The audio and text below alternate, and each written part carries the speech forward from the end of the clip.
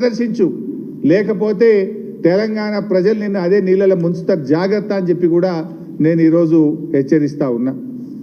అసలు నువ్వు ఏం సాధించినావు? ఇవాళ మార్పు మార్పు మార్పు అంటూ ఏం మార్పు తెచ్చినావు ఆయనను? కేసీఆర్ ఆనవాళ్ళు లేకుండా చేస్తా, మార్పు తెస్తా అంటూ ఏం మార్పు తెచ్చినావు? మార్పు ఏంటంటే నీళ్లు చంద్రబాబుకు, నిధులు రాహుల్ గాంధీకి, అపాయింట్మెంట్స్ మాత్రం తెలంగాణ ద్రోహులు ఆదిత్యనాథ్ దాస్ లాంటి వాళ్ళకు. ఇదే కదా నువ్వు తెచ్చిన మార్పు. నువ్వు తెచ్చిన మార్పు ఏమున్నది? ఇవాళ ఈయన గారు గొప్పగా మాట్లాడుతున్న టెలిమెట్రీ గురించి. అసలు ఇచ్చిన నీళ్ళు వాడుకునే తెలివి లేదు మీకు. తాత్కాలిక ఒప్పందం ప్రకారంగా మనకు 34% వాటా ఇచ్చిండ్రు. ఆ 34% వాడే తెలివి లేదు మీకు.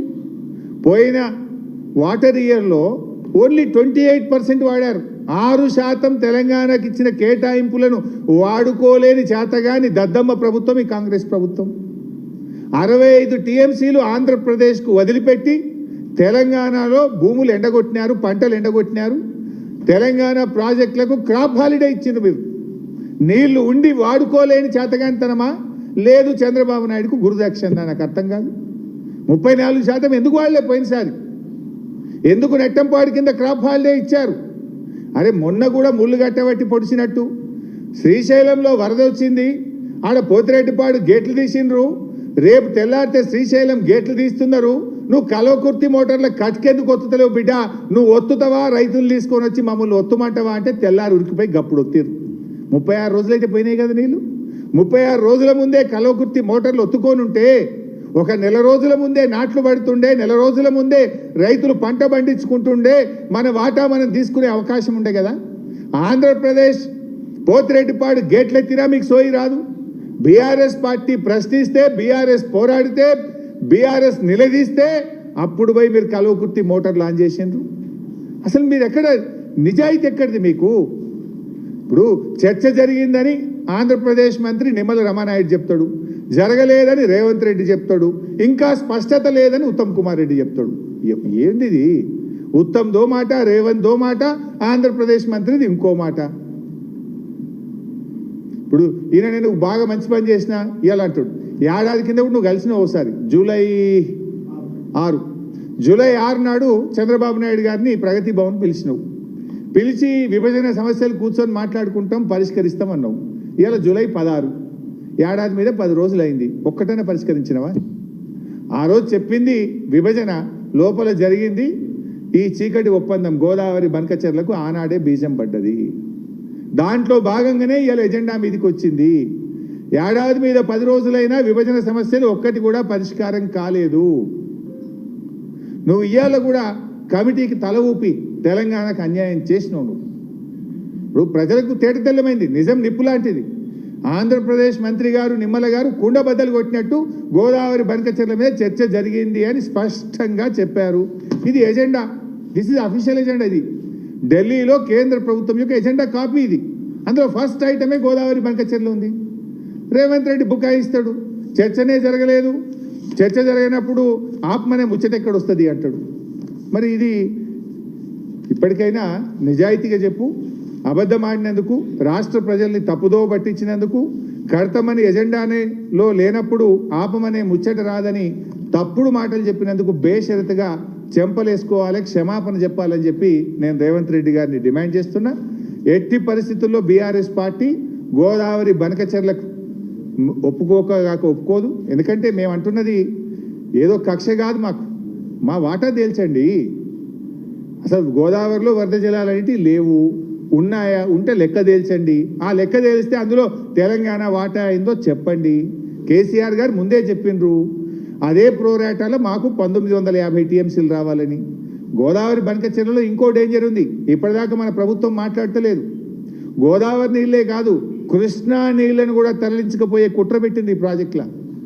ప్రీ ఫీజిబిలిటీ రిపోర్ట్లో ఏం పెట్టారంటే నాగార్జున సాగర్ కుడి కాలువ 0 నుంచి 80 కిలోమీటర్ల దాకా ఇప్పుడున్న కాలువను డబుల్ సైజ్ చేస్తారట. చేసి ఆడవాళ్ళు కడుతున్నటువంటి మన రిజర్వాయర్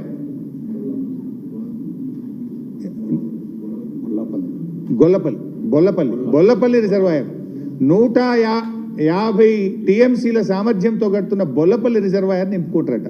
అంటే సాగర్లో ఎప్పుడన్నా కృష్ణా నీళ్ళు వరద వచ్చిందనుకో, ఇప్పుడున్న దానికంటే డబుల్ కెపాసిటీతో కెనాల్ దవ్వాలి, బొల్లపల్లిని బొల్లబల్ల నింపుకోవాలి. అది కూడా పెట్టింది ఇలా. దాని గురించి ఇప్పటిదాకా తెలంగాణ ప్రభుత్వం మాట్లాడుతూనే లేదు. అంటే కృష్ణలో నీళ్ళు వస్తే కృష్ణ నీళ్లు బొల్లపల్లికి మలపాలి, కృష్ణలో నీళ్లు రాకపోతే గోదావరి నీళ్లు మలపాలి. ఇదైతే ఇది, అదైతే అది. మరి నువ్వేం చేస్తున్నావు? ఇటు కృష్ణ నీళ్ళు మలుపుతా అంటాడు, అటు గోదావరి నీళ్ళు మలుపుతా అంటే నువ్వు పోయి కమిటీ చేసుకోండి, కమిటీ రిపోర్ట్ చిరసా వహిస్తా అని తలుపస్తావు. మీరు చూసింది అందరు మీడియాలో. నేను చెప్పట్లేదు, రేవంత్ రెడ్డి గారు చెప్పారు. ఎస్, మనం ఒప్పుకున్న కమిటీ కదండి, మేము ఒప్పుకోవాల్సిందే కదా. మన కమిటీ, మేము వేసిన కమిటీ, మనం వేసిన కమిటీని మనం ఒప్పుకోకుండా ఎట్లుంటాం? We have to accept the committee అంటుండేనా. అందుకే నీళ్ళు తీసుకుపోని కమిటీ రిపోర్ట్ ఇస్తే ఒప్పుకోవడమేనా? ఇవాళ బీజేపీ చంద్రబాబు కలిసి ఉన్నారు. ఇవాళ ఆయన సిట్ అంటే సిట్టు, స్టాండ్ అంటే స్టాండ్ అనే పరిస్థితిలో కేంద్ర ప్రభుత్వం ఉన్నది. మనం అవసరమైతే చట్టబద్ధంగా పోరాటాలే, ప్రజా పోరాటానికి శ్రీకారం చుట్టాలి, అవసరమైతే సుప్రీంకోర్టుకు పోవాలి. బీఆర్ఎస్ పార్టీ స్పష్టంగా చెప్పింది, అఖిల పక్షాన్ని ఢిల్లీ తీసుకుపో, మేము మీ వెంట వస్తాము అని చెప్పినాం. తెలంగాణ హక్కులు కాపాడడానికి బీఆర్ఎస్ పార్టీకి బేసిజాలు లేవు, మేము కలిసి వస్తాం నీతోని, రాష్ట్ర ప్రయోజనాలే మాకు ముఖ్యం, మాకు రాజకీయాలు ముఖ్యం కాదు అని చాలా సందర్భాల్లో బీఆర్ఎస్ పార్టీ స్పష్టంగా చెప్పింది. కానీ నువ్వు రాష్ట్ర ప్రయోజనాలు పక్కన పెట్టి బాబు ప్రయోజనాల కోసం, గురుదక్షిణ చెల్లించడం కోసం నువ్వు పనిచేస్తున్నావు. ఇవాళ నీ డొల్లతనం, నీ యొక్క ఇదంతా బయటపడ్డది. ఇవాళ రాష్ట్ర ప్రజలకు స్పష్టంగా అర్థమైపోయింది. నిమ్మలకు థ్యాంక్స్ చెప్పాలి, ఒక రకంగా చెప్పాలంటే. ఉన్నది ఉన్నట్టు నిమ్మల చెప్పిండు, చర్చనే జరగలేదని రేవంత్ రెడ్డి బుకాయించిండు. ఇవాళ తెలంగాణ ప్రజలకు ఒక రకంగా నిజాలు అర్థమైనాయి. రేవంత్ రెడ్డి అబద్ధాలు ఆడుతున్నాడు. గోదావరి బంకచెర్ల ఎజెండాలో ఉన్నది, చర్చ జరిగింది, దాని మీద కమిటీ వేసిండ్రు, సోమవారం కల్లా కమిటీ ఇస్తారు, నెల లోపల కమిటీ రిపోర్ట్ ఇస్తుంది. ఇంత స్పష్టంగా నిమ్మల చెప్తే చర్చనే జరగలేదు, ముచ్చట ఎక్కడిదని రేవంత్ రెడ్డి చెప్తాడు. ఇవాళ రాష్ట్ర ప్రజలకు రేవంత్ రెడ్డి నిజాయితీ ఏందో, చిత్తశుద్ధి ఏందో, రేవంత్ రెడ్డి చీకటి ఒప్పందం ఏందో ఇవాళ రాష్ట్ర ప్రజలకు తేట తెల్లమైంది. అందువల్ల రేవంత్ ఇంకా బుకాయించకు, బేషరతుగా ప్రజలకు క్షమాపణ చెప్పు, నిజాయితీగా పనిచేయి. Thank you.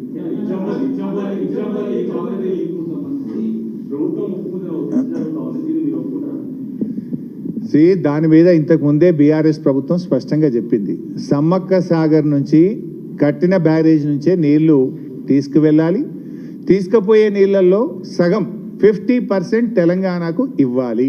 అట్లయితే బీఆర్ఎస్కి అభ్యంతరం లేదు అని ఆనాటి మా ప్రభుత్వం స్పష్టంగా చెప్పింది. సమ్మక్క సాగర్ బ్యారేజ్ నుంచి తీసుకెళ్ళండి, ఆ తీసుకుపోయే దాంట్లో 50% నీళ్లు తెలంగాణకు ఇవ్వాలి.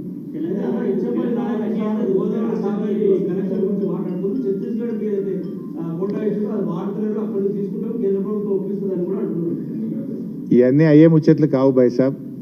ముందు కేసీఆర్ గారు ప్రతి నీటి చుక్కను వినియోగించుకోవడానికి గోదావరి నది మీద చాలా ప్రణాళికాబద్ధమైనటువంటి కృషి చేశారు. అందులో చాలా వరకు 90% అనుమతులు సాధించాం. ఆ మిగతా అనుమతులు 10% ఉన్నాయి, సాధించు. ఆ ప్రాజెక్టులను త్వరితగతిన పూర్తి చేసి ఇప్పటికే దాదాపు 930 టీఎంసీల నీళ్లను గోదావరి నదిలో వాడుకోవడానికి బీఆర్ఎస్ పార్టీ కేసీఆర్ గారి నాయకత్వంలో ప్రణాళికలు రచించి ప్రాజెక్టులను ప్రారంభించింది. వాటిని సద్వినియోగం చేసే పని చేయి తప్ప అది కేసీఆర్కు పేరు వస్తుందనో, బీఆర్ఎస్కు పేరు వస్తుందనో ఈ పిచ్చి పిచ్చి కార్యక్రమాలు చేసి రాష్ట్ర ప్రజలకు ద్రోహం చేయొద్దని మేము కోరుతున్నాం.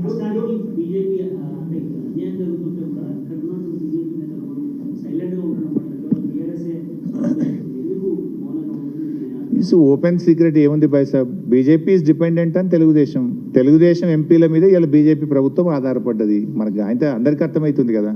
తెలంగాణకు అన్యాయం జరిగినా ఇవాళ ఈ రాష్ట్రం నుంచి ఉన్న కేంద్ర మంత్రులు మాట్లాడతలేదు. నేను గతంలో కూడా దీని మీద